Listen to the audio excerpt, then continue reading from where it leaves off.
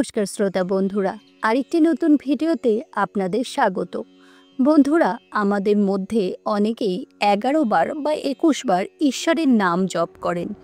অনেকেই 108 বার হরি নাম জপ করেন। আবার কেউ কেউ কোনো মন্ত্র ছাড়া এমনি সারাদিন ঈশ্বরের কাছে নানা প্রার্থনা করেন, তার সঙ্গে কথা বলেন, তার মনের বিভিন্ন আর্জিগুলো ঈশ্বরকে জানান।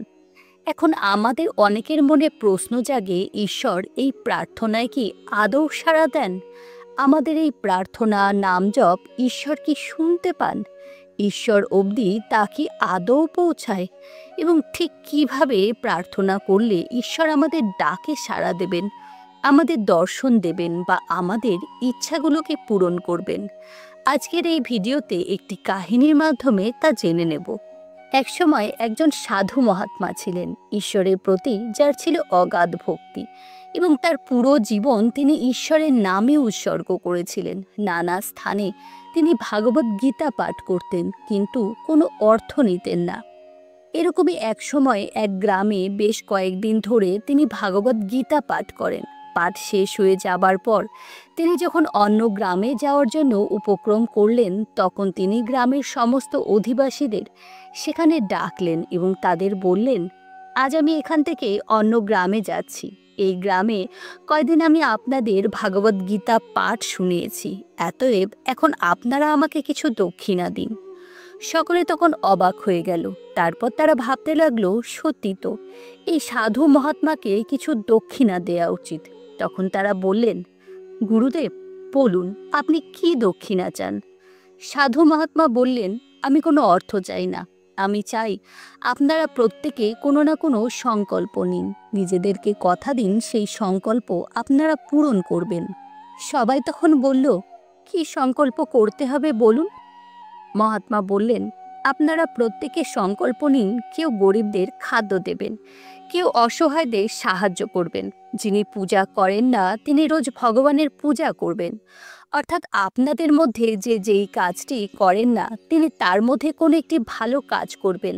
যারা কোনো না কোনো খারাপ কাজ করেন বা যাদের জীবনে কোনো খারাপ অভ্যাস আছে, তারা সংকল্প নিন সেই খারাপ কাজ বা অভ্যাসগুলি আজ থেকে ত্যাগ করবেন। এটাই হবে আমার গুরু দক্ষিণা। তখন এই কথা শুনে সবাই নিজের মতো করে একটি ভালো সংকল্প নিল, কিন্তু সেখানে একজন ধনী ব্যক্তি ছিলেন, তিনি কোনো সংকল্পই নিলেন না। তখন সবাই মিলে তাকে বলল, আমরা তো সবাই কোনো না কোনো সংকল্প নিলাম, এবার আপনার পালা, আপনি কোনো সংকল্প গ্রহণ করুন। সেই ধনী ব্যক্তিটি ছিলেন ঈশ্বরের ভক্ত। এমন কোনো ভালো কাজ নেই যা তিনি করতেন না। অসহায়দের সাহায্য করা, দুর্গতদের পাশে দাঁড়ানো, ভগবানের পূজা করা, প্রার্থনা করা, মানুষকে ভালোবাসা, এই সব কিছুই ছিল তার ধর্ম। এতই ভালো কাজ করার মতো কোনো কিছুই তার কাছে অবশিষ্ট ছিল না।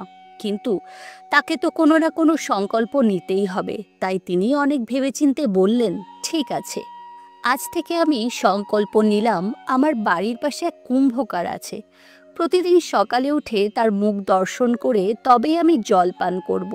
মুখ দর্শন করতে না পারলে জল পান করব না।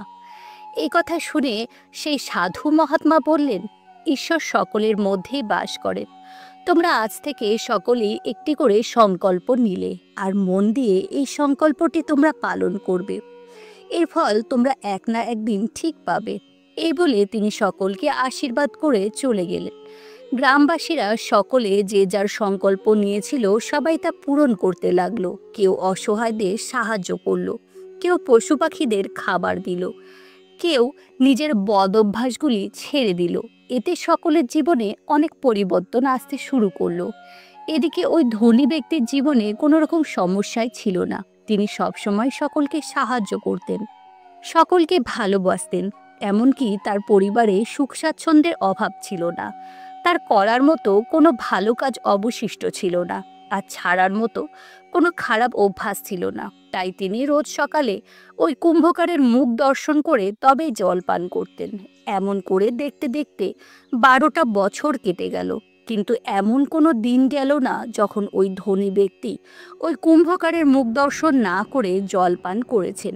তবে সেই কুম্ভকার কিন্তু এই সবের কোনো কিছুই জানত না। এইভাবে 12 বছর পর একদিন এমন একটি দিন আসলো যখন সেই ধনী ব্যক্তি একটি কাজের জন্য গ্রামের বাইরে গেলেন, কিন্তু প্রাকৃতিক দুর্যোগের কারণে তিনি আর সেই রাতে নিজের গ্রামে ফিরে আসতে পারলেন না।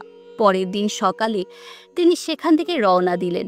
বাড়ি ফিরতে ফিরতে বিকেল হয়ে আসলো, কিন্তু 12 বছর আগে যে সংকল্প তিনি নিয়েছিলেন তা ত্যাগ করলেন না। সেদিন কুম্ভকারের মুখ দর্শন হয়নি বলে তিনি জল পান করলেন না। তিনি মনে মনে ভেবে রেখেছিলেন বাড়ি ফিরে কুম্ভকারের মুখ দেখে তবেই জল পান করবেন। কিন্তু সন্ধেবেলা যখন তিনি বাড়ি ফিরলেন তখন দেখলেন কুম্ভকার সেখানে নেই। এরপর তিনি কুম্ভকারের বাড়ি গিয়ে তাকে ডাকলেন। ডাক শুনে তার স্ত্রী ভেতর থেকে বেরিয়ে আসলেন। কুম্ভকারের কথা জানতে চাওয়ায় তার স্ত্রী বললেন তিনি আজ বাড়ি নেই, পাশের ওই পাহাড়ে গেছেন মাটি কাটতে, আসতে দেরি হবে। কিন্তু ওই ধনী ব্যক্তি এতটাই তৃষ্ণার্ত ছিলেন যে তিনি আর সইতে পারলেন না। তাই তিনি কুম্ভকারের স্ত্রীর কাছে জানতে চাইলেন সে কোন পাহাড়ে গেছে। তার কাছে জানতে পেরে ওই ধনী ব্যক্তিও সেই পাহাড়ের দিকে চললেন। পাহাড়ে উঠতে উঠতে তিনি দেখতে পেলেন একটু ওপরের দিকে কুম্ভকার মাটি খুঁড়ছে। এদিকে কুম্ভকার মাটি খনন করতে গিয়ে সেখানে একটি বড় কলসি দেখতে পেলেন। কলসিটি মাটির ভেতর থেকে বের করে আনার সাথে সাথে তিনি দেখতে পেলেন তার মধ্যে সোনা মণি মুক্ত হীরে জহরাতে পরিপূর্ণ রয়েছে। এতে কুম্ভকারের আনন্দের সীমা রইল না। তিনি ভাবলেন এই সম্পদ দিয়ে তার বাকি জীবনের অভাব অনটন দুঃখ কষ্টের পরিসমাপ্তি ঘটবে। তবে কলসি পাওয়ার কথা সবার থেকে লুকিয়ে রাখতে হবে। এমন সময় সেই ধনী ব্যক্তিটি পাহাড়ের ওপর উঠতে থাকেন এবং কুম্ভকারকে দেখতে পেলেন। তখন তিনি কুম্ভকারকে ডাক দিলেন। কুম্ভকার তার দিকে তাকাতেই ওই ধনী ব্যক্তি বললেন, আমি যে জন্য এখানে এসেছিলাম সেই কাজ আমার হয়ে গেছে। আমার যা দেখার আমি দেখে নিয়েছি, এবার আমি বাড়ি যাচ্ছি, তুমি তোমার কাজ করো। এতে কুম্ভকার ভাবল তিনি হয়তো ওই হীরে জহরতে ভর্তি কলসিটির কথা বলছেন। এবার তিনি এই কথা সবাইকে জানিয়ে দেবেন। তখন সে তাড়াতাড়ি নিচে নেমে এসে তাকে বলল, দেখুন আমি যা কিছু পেয়েছি আমরা তা অর্ধেক অর্ধেক ভাগ করে নেব, কিন্তু দয়া করে এই কথা আপনি কাউকে বলবেন না। কিন্তু ওই ধনী ব্যক্তি কিছুই বুঝতে পারলেন না। তাই তিনি কুম্ভকারকে বললেন, তুমি কোন জিনিস অর্ধেক ভাগের কথা বলছো? কুম্ভকার তখন ওই কলসিটি তাকে দেখিয়ে বললেন, এর মধ্যে যা কিছু আছে আপনি আর আমি ভাগ করে নেব। এ কথা শুনে ওই ধনী ব্যক্তিটি কাঁদতে শুরু করলেন, কিন্তু কুম্ভকার বুঝতে পারলেন না তিনি কেন এইভাবে কাঁদছেন। কুম্ভকার বললেন, কি হয়েছে, আপনি কাঁদছেন কেন? এটা তো আনন্দের বিষয়, তবে কাঁদছেন কেন? ধনী ব্যক্তি বললেন, আসলে আমি 12 বছর আগে একটি সংকল্প নিয়েছিলাম যে তোমার মুখ না দেখা পর্যন্ত আমি জল পান করব না। এই 12 বছরে এক মনে তা পালন করেছি। এর বিনিময়ে রাধা মাধব আমাকে আজ এই সম্পদ দিয়েছেন, কিন্তু এই সম্পদ আমি চাই না। তার বদলে আমি যদি এই সংকল্প নিতাম যে আমি প্রথমে আমার ঈশ্বরের মুখ দেখব, তারপর জল পান করব, তাহলে আমি এই 12 বছরে ঈশ্বরের দর্শন পেতাম। আসলে বন্ধুরা, আমরা যখন মন দিয়ে নিষ্ঠার সাথে অনেক দিন ধরে কোনো কাজ করি তখন কিন্তু তার ফল আমরা ঠিক পাই। এটা নির্ভর করবে আমাদের ইচ্ছার উপর, আমরা কি অর্জন করতে চাই, আমরা কি করার সংকল্প নিই, আমাদের আকাঙ্ক্ষা কি তার ওপর।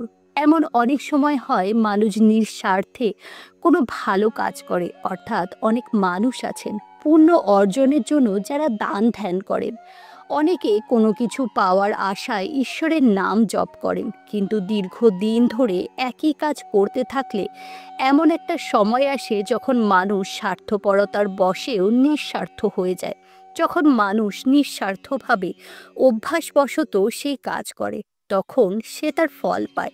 যেমন যদি কেউ সংকল্প নেয় বাড়িতে আসা ভিখারিকে ফেরাবে না, তখন একটা পর্যায়ে গিয়ে এটি তার সংকল্প নয়, চারিত্রিক বৈশিষ্ট্য হয়ে ওঠে, আর তখনই মানুষ তার ফল পায়। তাই জীবনে ভালো থাকতে চাইলে সকলের উচিত এমনই কোনো ভালো সংকল্প গ্রহণ করা। তো আজকের ভিডিও এই পর্যন্ত। সকলে ভালো থাকবেন। নমস্কার।